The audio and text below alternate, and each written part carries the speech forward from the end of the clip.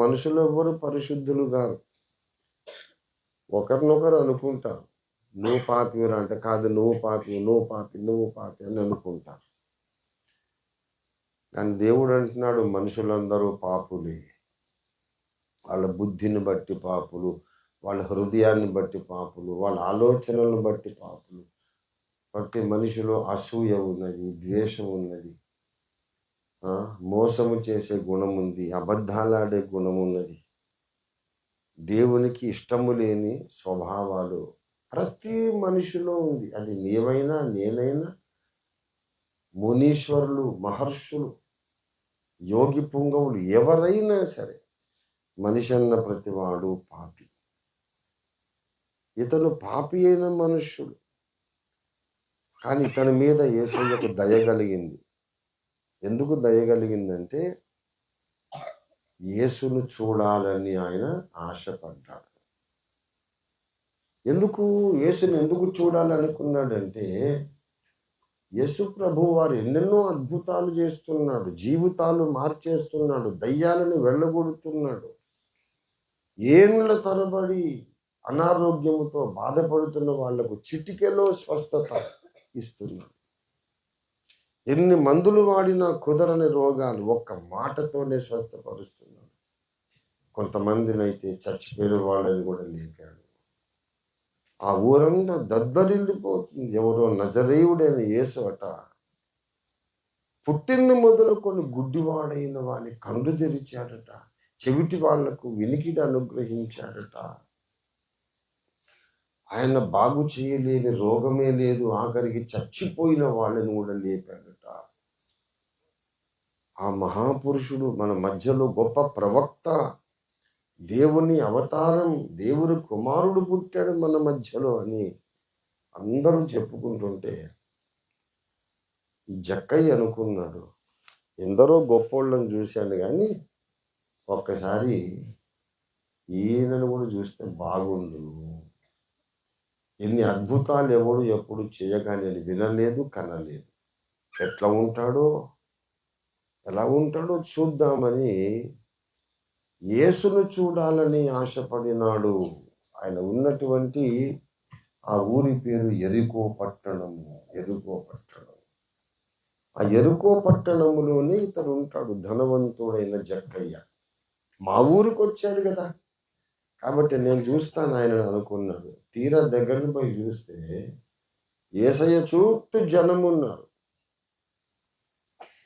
జనమున్నారు, మధ్యలో యేసయ్య ఉన్నాడు. వీడికి ఏమి కనిపించటం లేదు, ఎందుకంటే ఇతను చాలా పొట్టివాడు, మామూలుగా కాదు, దాదాపుగా మరుగుజ్జు అంటామే ఆ టైప్ అన్నమాట. చాలా పొట్టివాడు. ఇప్పుడు నేను తక్కువ హైట్, నేను ఎక్కువ ఎత్తేవి లేను కదా, నాకన్నా పొట్టోడు అన్నమాట. ఇక చుట్టూ అందరూ జనం ఉన్నారు, ఆ మధ్యలో యేసయ్య ఉన్నాడు. ఈయనకేం కనిపిస్తుంది? ఎట్లయినా సరే యేసుని నేను చూడాలి అనుకొని చుట్టూ చూస్తే ఒక చెట్టు కనపడ్డది, మేడి చెట్టు. ఆ మేడి చెట్టు ఎక్కి ఆ దారిలో యేసయ్య వెళ్ళిపోతుంటే చెట్టుపై నుండి చూద్దామని ఆశతో ఎదురు చూస్తా ఉన్నాడు. ఏం ఎరగనట్టు యేసయ్య నడుచుకుంటూ వస్తున్నాడు. వీడంటే పరిచయం లేదు, ఏమీ లేదు, పరిచయం లేదు, అంతకుముందు కలుసుకున్నోళ్ళు కాదు, ఏమీ కాదు. ఆ చెట్టు కిందికి వచ్చాడు యేసయ్య. పైన జక్కయ్య ఉన్నాడు, కొట్టాయను కదా పాపం. యేసు ప్రభుని ఎట్లయినా చూడాలని ఆశతో చెట్టెక్కాడు. ఆ చెట్టు కిందకి యేసయ్య రాగానే తల పైకెత్తి, కళ్ళు పైకెత్తి చూసి పేరు పెట్టి పిలిచాడు, జక్కయ్యా త్వరగా దిగుము. నా పేరు ఎట్లా తెలిసేందుకు అని ఆశ్చర్యపోయాడు జక్కయ్య. యేసయ్యకు అందరి పేర్లు తెలుసు, అందరి బ్రతుకులు తెలుసు, అందరి బలహీనతలు తెలుసు, అందరికి ఉన్న కష్టాలు, నష్టాలు, సమస్యలు తెలుసు. మన శరీరములో, ఆత్మలో, ప్రాణంలో ప్రతి భాగము తెలుసు, మనలోని ప్రతి జీవ కణము తెలుసు. ఎందుకంటే ఆయన సృష్టికర్త అయిన దేవుడు ఎవరినైనా పేరు పెట్టి పిలుస్తాడు. నాలాంటోడు ఎవరైనా ఎవరైనా మనిషి దగ్గరికి రాగానే బాబు నీ పేరేంటయ్యా అని అడుగుతాడు. యేసయ్య పేరు అడగడు, పేరు పెట్టి ఆయనే పిలిచేస్తాడు. పేరు పెట్టి పిలిచాడు, జక్కయ్యా జక్కయ్యా త్వరగా దిగు. నువ్వు నన్ను చూడాలని అనుకున్నావు, కానీ నేనేమనుకుంటున్నానంటే ఒట్టిగా చూడడం కాదు బాబు, నేను వచ్చి నీ ఇంట్లో ఉండాలని నేను ఆశపడుతున్నాను. ఆయన అడిగిందేమో గోరంతా, ఆశపడింది గోరంతా, యేసయ్య ఇచ్చిన ఆశీర్వాదము కొండంతా.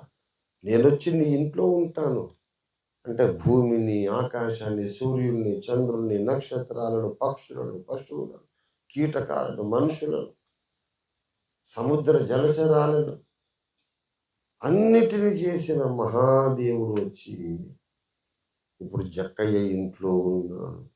ఎంత అద్భుతం! జక్కయ్య మహా సంతోషముతో చేర్చుకున్నాడట. త్వరగా దిగుము అంటే తొందరగా దిగాడు. రా యేసయ్యా, నాకు అంతకంటే భాగ్యమా, నా ఇంట్లో నువ్వు ఉంటానంటే నాకు అంతకంటే అదృష్టమే ఉంది. వచ్చేయని చేర్చుకున్నాడు. ఊళ్ళో వాళ్ళందరికీ కోపం వచ్చింది. ఏనేం దేవుని కుమారుడండి, వాడింత పనికి మాలినోడు, వాడు లంచగొండి, దుర్మార్గుడు, పాపి అయిన మనుష్యుడు, అట్లాంటి నీచుడు, చండాలుడు వానింట్లో పోయి ఉన్నాడు అని అందరూ సణుక్కున్నారు. ఈ లోకంలో ఎవరైతే ఎక్కువ తృణీకరించబడతారో, అందరి చేత అసహించుకొనబడతారో, ఇతను మంచోడు కాదు, ఈమె మంచిది కాదు, లేకుంటే వీళ్ళు తెలివైన వాళ్ళు కాదు, అందంగా లేదు, వీళ్ళు గొప్ప కులం కాదు అని తృణీకరించబడిన వారు ఎవరైతే ఉంటారో వాళ్ళని యేసయ్య ప్రత్యేకంగా ప్రేమిస్తాడు. లోకానికి మనం ఇష్టం లేకపోవచ్చు, కానీ సృష్టికర్తకు మనం అంటే చాలా ఇష్టం. ఆ ఊర్లో చాలా మంది ఉన్నారు, గొప్ప గొప్ప వాళ్ళు ఉన్నారు, భక్తి గల వాళ్ళు ఉన్నారు, ఎన్నో పుణ్యకార్యాలు చేసేవాళ్ళు ఉన్నారు. వాళ్ళ ఇండ్లలో ఉండాలనుకోలేదు, కానీ ఈ పాపి అయిన మనుష్యుని ఇంట్లో ఆయన చేరాడు. ఈయన ఏం దేవుడు అండి, పాపి అయిన మనుషుని ఇంట్లో ఉండడానికి ఆయనకి ఎట్లా ఇష్టపడతాడు? ఆయన ఎలాగ ఇష్టపడ్డాడు? పాపి అయిన మనుషుని ఇంట్లో ఉండడానికి ఆయనకి ఎట్లా మనసొప్పింది అంటే, వాడు అంతకుముందు పాపి ఏమో కానీ యేసయ్యను ఇంట్లో చేర్చుకున్న తర్వాత పాపి కాదు. ఎవరి ఇంట్లోకి యేసయ్య వస్తాడో, ఎవరి హృదయంలోకి యేసయ్య వస్తాడో, ఎవరి జీవితంలోకి యేసు ప్రభు వారు వస్తారో వాళ్ళు కొత్త మనుషులైపోతారు. వాళ్ళ బుద్ధి మారుతుంది, వాళ్ళ గుణం మారుతుంది. యేసయ్య ప్రవేశించినాక మన బ్రతుకే మారిపోతుంది, ఆలోచించే విధానం మారిపోతుంది. జక్కయ్యకి ఎంత అద్భుతం జరిగిందంటే, యేసయ్య వచ్చి ఆ ఇంట్లో కూర్చున్నాడు ఒట్టిగానే. ఇంకేమనలే, అవుననలేదు, కాదనలేదు, ఒక్కటనలేదు, రెండనలేదు, ఏమిరా నీ బతుకు మార్చుకోరా అనలేదు, ఏమనలేదు. ఒట్టిగానే కూర్చున్నాడు. చాలా దూరం నడిచి వచ్చాడు కదా, కూర్చున్నాడు. కూర్చోగానే వాని మైండ్ మారిపోయింది. ఏమంటున్నాడంటే, ప్రభువా నాకు ఇప్పుడే ఒక తలంపు వచ్చింది. 8వ వచనం, ఇదిగో ప్రభువా నా ఆస్తిలో సగము బీదలకు ఇచ్చుచున్నాను. అంతకుముందేమో బీదలకు ఆస్తి ఇవ్వడం కాదు, బీదలను పీడించుకొని వాళ్ళ ఆస్తి లాక్కున్నాడు వీడు.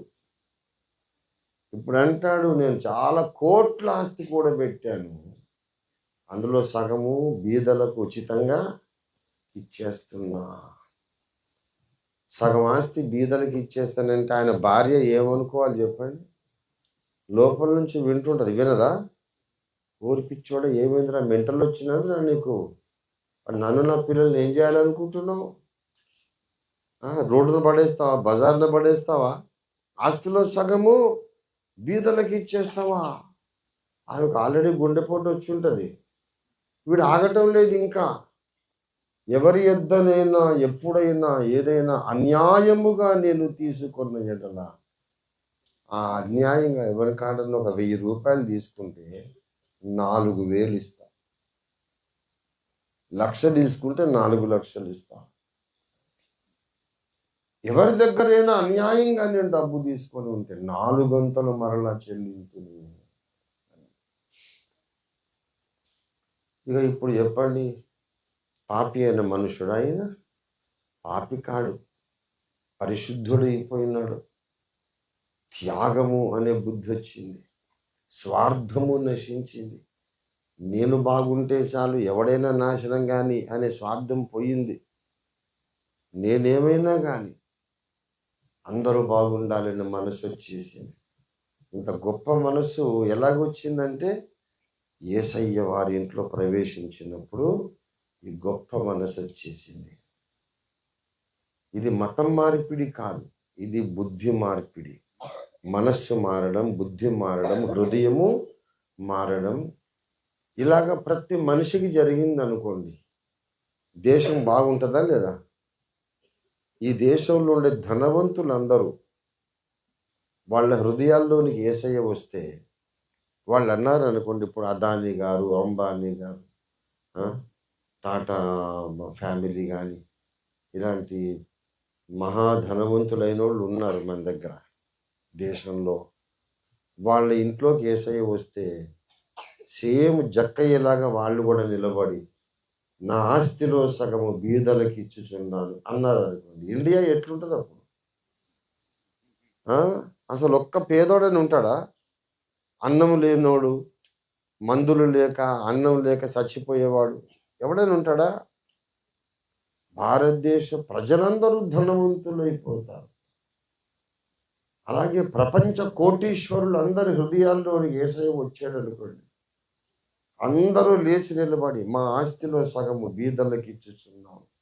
ఎప్పుడైనా ఎవరి దగ్గరైనా అన్యాయంగా తీసుకుంటే, ఏమైనా తీసుకుంటే 4 ఇచ్చేస్తాం అన్నారు అనుకోండి, ఈ లోకమే స్వర్గం అయిపోతుంది.